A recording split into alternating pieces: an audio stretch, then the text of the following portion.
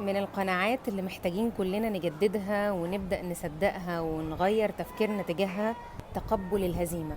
فكرة ان الانسان يكون معتاد انه دايما بيكسب، دايما بيربح، دايما بينجح، دي حاجة كويسة، ولكن لازم نتقبل الهزيمة في بعض المراحل من حياتنا. سيدنا النبي صلى الله عليه وسلم كان عنده ناقة اسمها العضباء، والعلماء يقولوا لنا الناقة دي كانت لا تسبق أو لا تكاد تسبق. في مرة من المرات جه واحد من الأعراب ومعاه ناقة، فهزمت الناقة بتاعت سيدنا النبي صلى الله عليه وسلم اللي هي العضباء، فشق ذلك على المسلمين، زعلوا إن ناقة النبي عليه الصلاة والسلام اللي لا تكاد تسبق تيجي ناقة من دي فتسبقها. فذهبوا للنبي صلى الله عليه وسلم فعلمهم القناعة دي وقال لهم كده: ما ارتفع شيء من الدنيا إلا وضعه الله.